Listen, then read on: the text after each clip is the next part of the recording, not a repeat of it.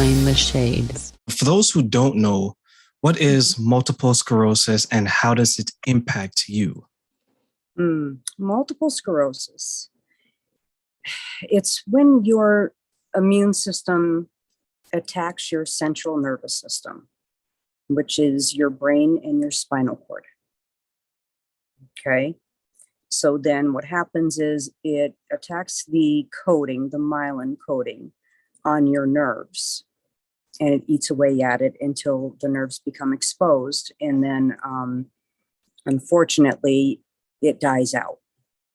So what happens is the connection between your brain and your central nervous system, your body, lose that connection. So your brain can't tell your body what to do.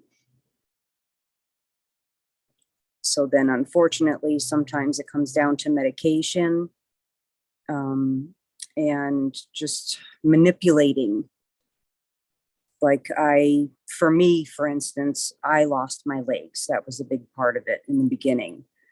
So we manipulate the muscles, which I take 2 muscle relaxers 3 times a day, along with other medications to help relieve the tension in the muscles and my nervous system. And when you go through this, because this is the first time I'm actually spoke to someone, I know you and I have gone back and forth, and I think I actually have a friend that may be suffering from this. So when you say that you've lost your legs, you didn't physically lose your legs. Is it a mobility issue or is it something else? Mobility, yes. I couldn't walk. And does this impact you like throughout the whole, like, take us through that process. So when you lose a mobility of your legs, is it something that lasts an hour, a day, a week? Take us through that experience.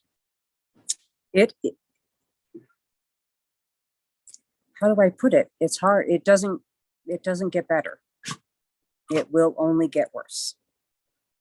I have, unfortunately, there's 15, most of the people that are diagnosed with multiple sclerosis, they are what they call relapse and remitting multiple sclerosis, where they'll have a flare up, and then once it calms down, they'll go back to at what point they were at before the flare up. I don't. If I have a flare up, something else gets damaged and I get worse. So for me, with my legs, if I stopped taking my medicine, my entire body would be stiff as a board. I would have 0 mobility. So it's literally manipulating it with medication. And when you're taking this medication, is it treatment to get cured, treatment to get maintained, or is it maybe something else? Unfortunately, still to this day, there is no cause, no cure for multiple sclerosis and many other autoimmune diseases.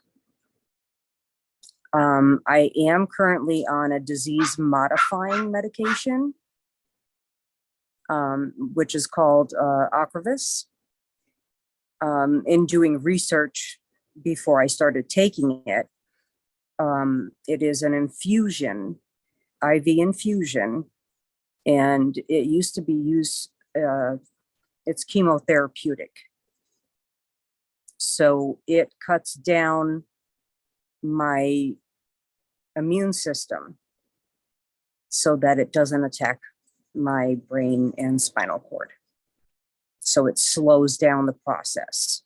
But then that leaves me open to other problems with my immune system. So is this something, because you mentioned that at the moment, doctors can't pinpoint the cause, there isn't a cure. So is it something that one day many people can suffer from? If so, I'm surprised that they haven't been able to pinpoint it, since it appears to be not that rare, but still impacts a number of people. Mm-hmm. Yeah, it's all over the world. I read a lot. Um, Europe has a lot of doctors that work with MS patients, and they do a lot of studies, treatments, um, and I read a lot. They're trying, to find why the immune system flips. Instead of protecting you from things that will harm you, it switches something in your immune system. Just your cells change their mind and decide to attack your body. And have they determined, because I know you have a family, I know you're married and you have multiple children through this marriage. Mm-hmm. Is it something that can be passed down to the children They at this don't know. point? They don't know. They literally, I know of an entire family that has it, but then I'm the only one in my family, as far as my parents can remember, that have ever had something like this. So it's not like it's something where, let's say, for example, some mental illnesses can go from the Genetic. parent to the child and so on. This is something, I don't want to say it's like luck of the draw, because then that leaves it up to luck, but it's something that could impact you in a way that you may not see coming, because it's not like I eat a lot of food, I get fat. Right. Right. Right. I'm not active, I'm slowly getting overweight. This is something where I can be living my best life. Yes. I could be married to someone that I love. I can have all these beautiful children. And then one day I was great. I have this. So And how I did you became feel how did you feel when you first found out that, relieved. oh, let's take a step back. In the beginning, take us through it. When you realized something was wrong, did you think it was going to be this? I didn't know what it was. I'll be honest with you. I had every test possible for 2 years. I was so tired. And then my thumb would stop working. My big toe would stop working. Like, I had some weird stuff that happened. And my doctor, bless his heart, he listened to everything I said. And he stuck with me. Like, he listened to me. He didn't chalk it up to she's an idiot. He didn't think I was a hypochondriac. Like, he really stuck with me and he listened. And then finally he was, I got one more trick up my sleeve. I don't think this is it, but let's send you for an MRI, a scan of my brain, and let's rule out MS, multiple sclerosis. I said, okay, we could do that. He said, okay. So I went for the test and I was literally in the tube, and they had like a little mirror so you could see the guy in the next room. So I'm on the phone. And then all of a sudden I'm in the tube while it's not doing anything. I'm like, all right, he's on the phone. Cool. He comes out and he says, okay, I'm going to take you upstairs for some blood work. And then we're going to get you back down here and we're going to do some contrast dye and take some more pictures. I said, I came here for one test. I know what that test was, and it wasn't for blood work and it wasn't for contrast. What did you find? And he said, I can't. I said, I saw you on the phone. What did you find? I'm not moving from this table until you tell me. And then he asked why my doctor sent me there. And I said to rule out MS, and he looked at me and said, bingo. And I said, okay, now we can go get the blood work done. Thank you. So it was a relief after looking for so long what was wrong with me at first. Then it all hit me. This is never going away. I'm never going to be the same. And then I became disabled at the age of 37. And I had to retire from my job. And that was how it began.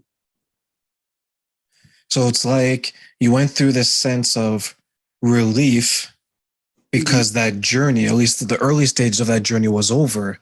You know what it is. Now it's like, okay, how am I going to live my life with this?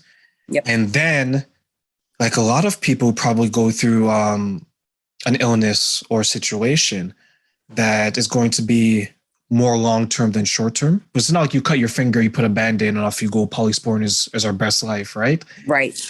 But this was, I'm relieved. Now it's like, my life is forever changed. Yep. Then all of a sudden, you start to feel the impacts of this illness situation because you were retired at 37. Most people want to retire at 37 and go travel and do everything, but you're retiring for a different reason. When you retired at 37, how many children did you have at that point? 3. And then you had 3 more. Mm-hmm. Did you view life differently at that point at 37 and saying that 38, 39, like what was your state of mind as you viewed life, knowing that now this is something that's always going to be with you? Well, I still battle it. It's not easy, but you still have to look at the bright side. You know, this is what we have. This is what I have. This is what I have to deal with. There are things I cannot do anymore at all, but this is what I can do. This is what I can do. So we do the can do's. We do the can do's, and we do as much as we can and try to stay positive. I know for as long as I've known you, you've always been that way. Like if you were to tell me, and this is for everyone else, if you didn't tell me you had this, I would not have known because you're cheery, you're happy, you're funny.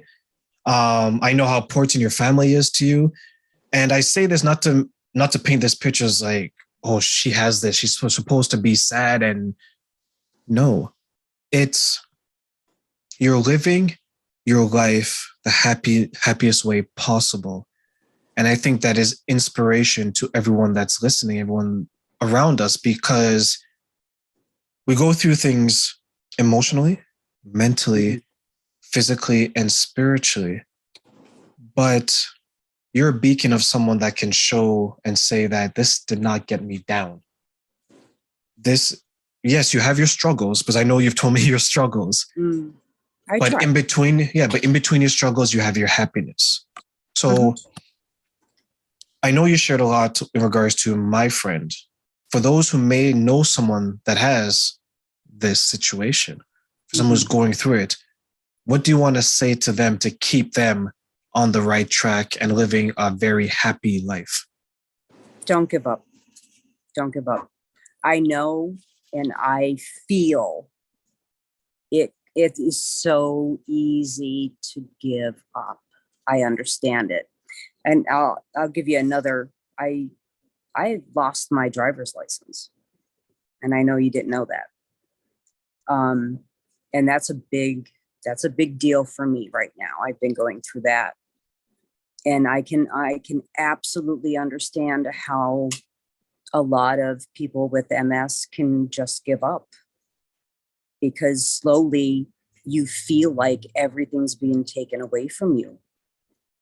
And I absolutely understand it. I recognize it.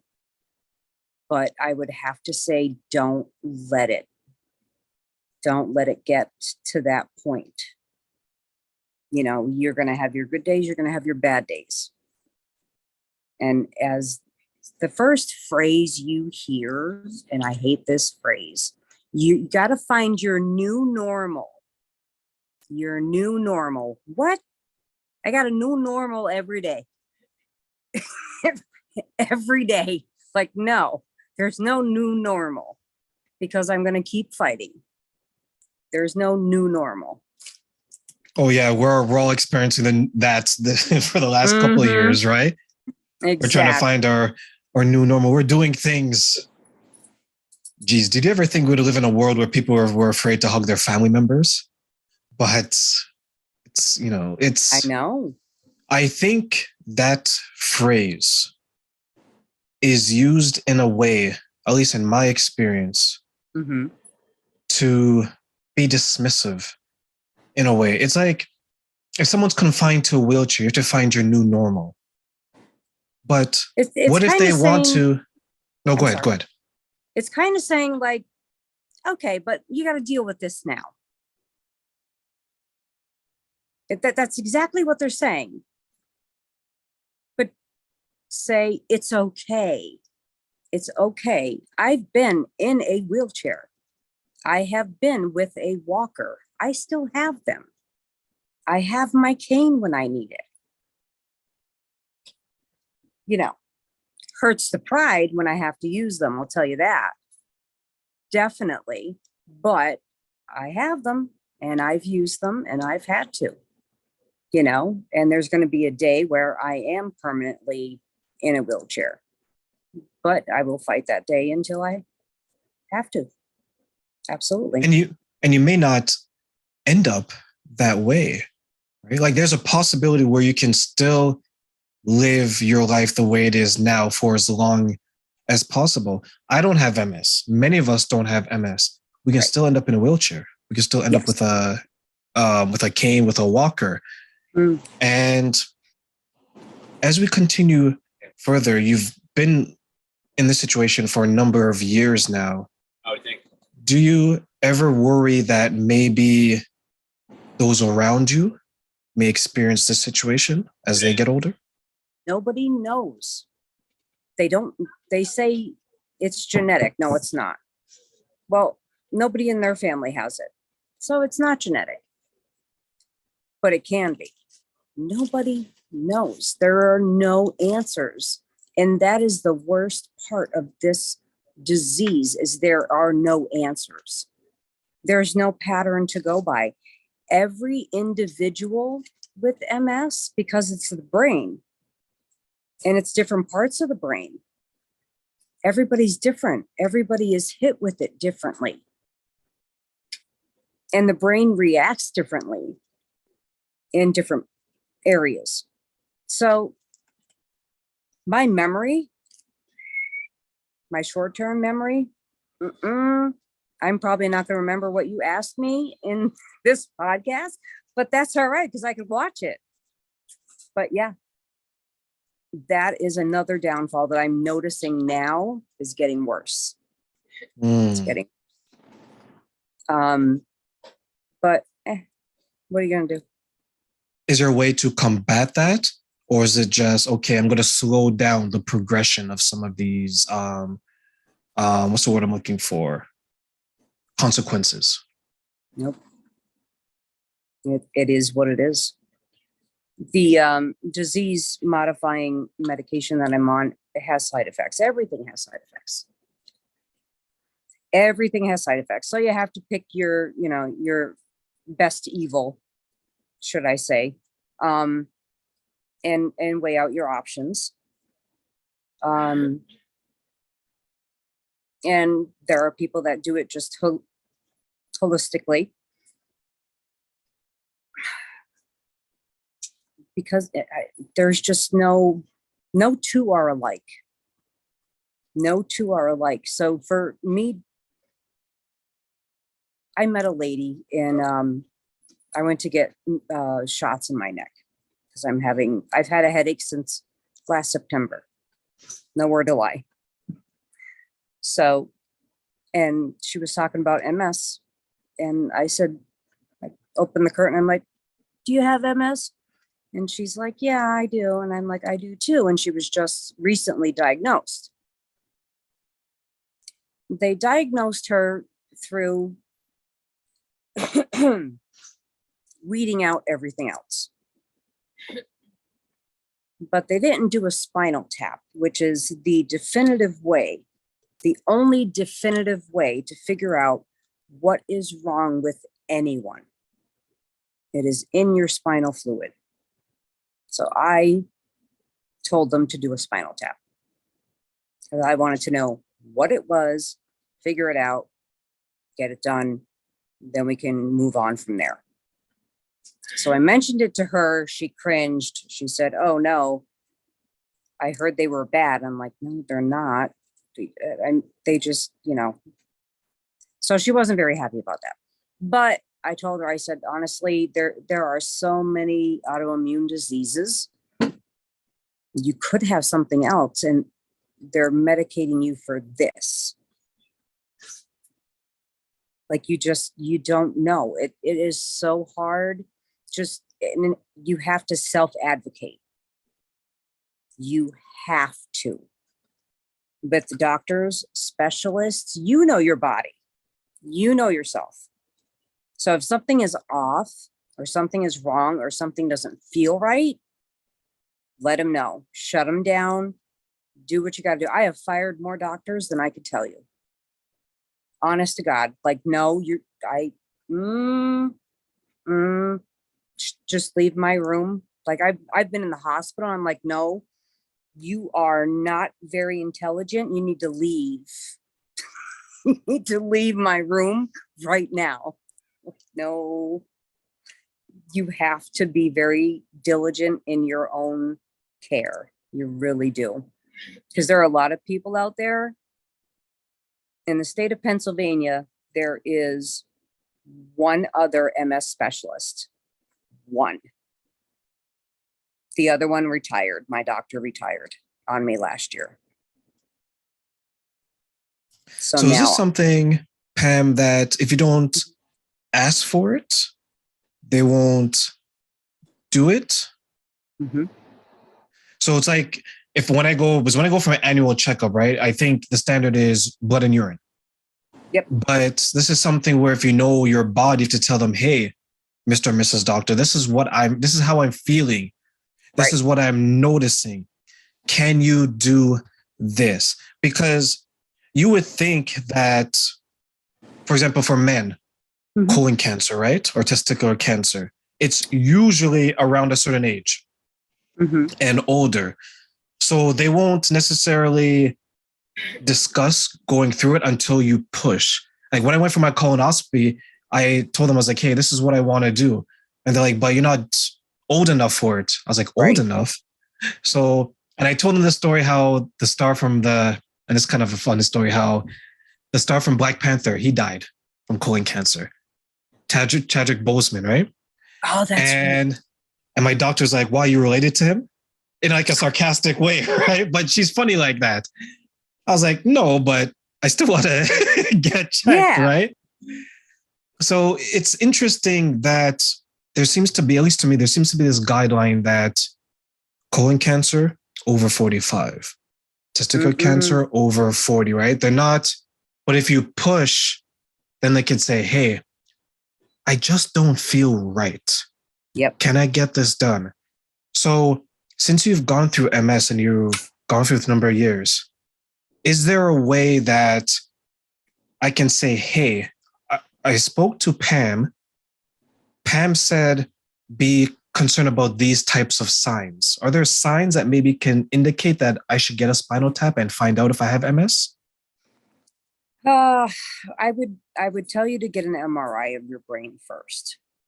If there is any spots on your brain, okay. When I first had my MRI, There was over 20 lesions on my brain. So I was already well into it at 36, 37. Yeah, 30, 36. And then I had a birthday. So we were working on this for a while. But then we were going to doctors and doctors. Thank you, sweetheart. So you're not going to jump right to the spinal tap, but if you're feeling your nervous system, numbness, tingling in your arms, your legs, they're usually going to go to your spine first. If there's nothing wrong with your spine, where else do you need to look? Then they're going to ask if you have diabetes. I've been through everything. So they're going to ask if you have diabetes, right? And you're going to say, no, I don't. So they're going to blood test you for that. And I don't know what's going on. Well, we need to figure this out. Like, don't stop. If you're having symptoms, burning, if your skin feels like it's burning, but it's not, something's wrong. Like, my feet feel like they're on fire sometimes. I mean, on fire. I have to get an ice pack and set them on it.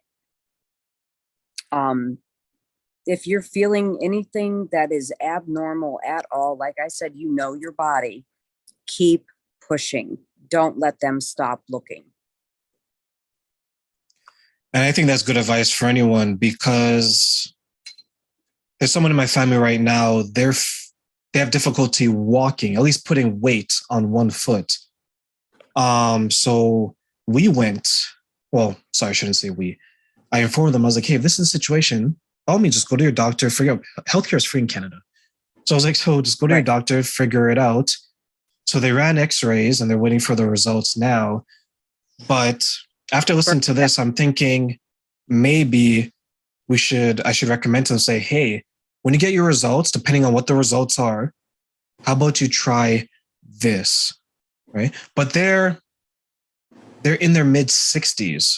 So it could be that maybe, because you mentioned lesions on the brain, could it be that they've had this and it's just worse now? Or is it early stages? Or is that we just don't know? It could be anything, yeah.